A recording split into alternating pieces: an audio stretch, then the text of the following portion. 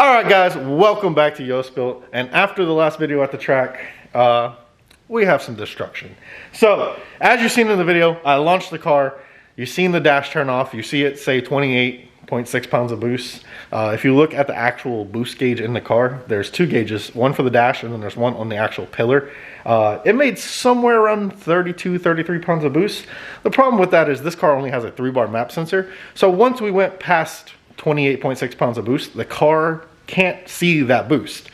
Me, being kind of newer to the tuning game, I set the boost cut at 31 pounds of boost, or 33 pounds of boost. Well, the problem with that is the car will never physically see that because the boost map sensor can only see 28.6 pounds. So theoretically, I never really had a boost cut at that point. Well, as you've seen, I grabbed 4th gear and the motor went pop. Well, I have the cylinder head off. I have the whole turbo kit off over here. Have the turbo right here. Have the car somewhat dismantled. And I know I get a lot of questions in the videos to show what all is included in this swap. So we have the motor apart, so we can talk about it. So first of all, I get a lot of questions about the Jackson mounts. So Jackson is a guy off of the Turbo Dodge forums. You can find him. These are his motor mounts. This is a, I believe, 2.4 Stratus bracket or srt4 bracket. This is his mount, bolt straight to it. Has a little spacer on it. Uses the stock style Turbo Dodge mount down here, or up here. Then this is his lower bracket down here. Bolts directly to an srt4 block. Has a little notch right here for the block. This is a A568 transmission. This is built by PAP. As you've seen the videos, the Turbo Dodge shop. Uses the factory mount. Uses a srt4 flywheel and clutch. The spline for the clutch fits right in it, so you can directly bolt an srt4 motor to the 91 Spirit transmission. The brackets for the alternator, this is a 2.4, I think it's a PT-GT bracket, I believe is what we used. And then you can use your old style alternator right off of your Turbo Dodge, or you can convert it with just by changing the plug, and you can convert it to the newer style off an srt4. It is using an srt4 downpipe when you do aftermarket turbo, and then it's using a 3-inch exhaust that has a resonator in it and just a dump onto the ground. 2nd gen neon radiator, catch can, stuff you've seen me make in the videos, fuel system over here, E85 sensor, regulator, and then the micro squirt and everything over here. So the damage, well, our fully ported cylinder head is no longer. If you look, if the camera will actually focus, right there, it is cracked in between the valve seat and the spark plug on cylinder 1 and cylinder 4.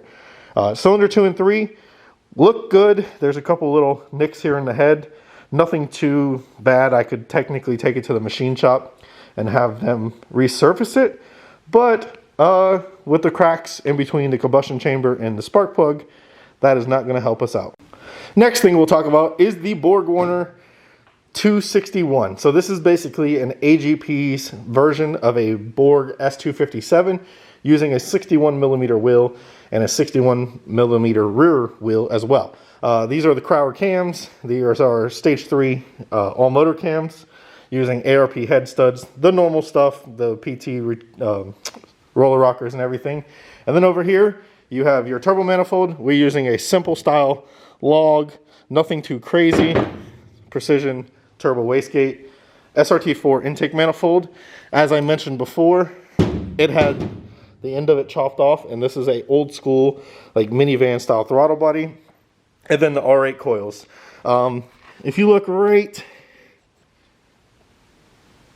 oh, nope, maybe not. You can see the damage right there. That is plug number 1 out of the motor. That is plug number 2 out of the motor. That is plug number 3 out of the motor. And that is plug number 4. So what we're going to get to now is draining the oil, and hopefully we don't find any more damage. She's a tad bit metally. I would call it break-in oil, but it did have an oil change, so this is the oil it got broken in with, per se. It's like a mocha chai latte. Call your local Batista. You can get a mocha chai latte oil edition. Alright guys, so I know I didn't show you guys in the video the time slips of the run. So here they are, if the camera will stay focused. 1280 at 117 with a 2260 foot, and an 1180 at 118 with a 2060 foot. As you've seen, right there in the 8th mile, I gained 7/10 on the second pass. Bunch of mile an hour. The best pass ever in trailer park was only, I think, 96 in the 8th. So that pass we did right there on the last one was within 1 mile an hour of the best pass ever for a mile an hour. But as you can tell, the ET was way slower. If the car actually made a full pass and didn't blow off the tires and didn't blow up, it probably could have clicked off a low 11, maybe a high 10-second pass. But as you know, it went boom. So we're going to rebuild and try again. Alright guys, so there is the factory, it's actually a brand new fuel tank. And here is the exhaust, as you see, full 3-inch. Like I said, I've been asked to document way more in the videos. So there's flex pipe, factory, turbo Dodge axles, oil return.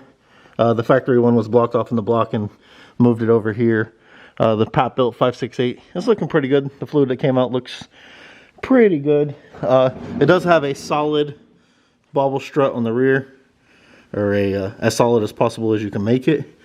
But other than that, it's a simple srt4 swap. It does have a poly front bushing as well.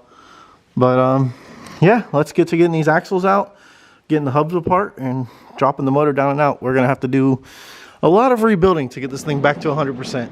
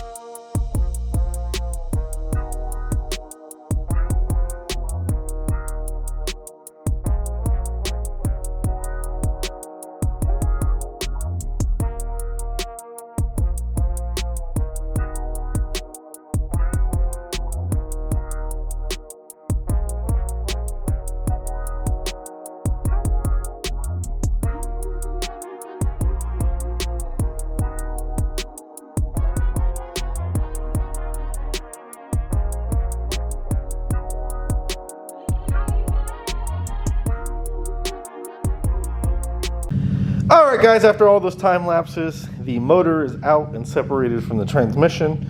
Everything in this aspect still looks good. In the next video, we will be pulling the short block apart to see how destroyed it really is.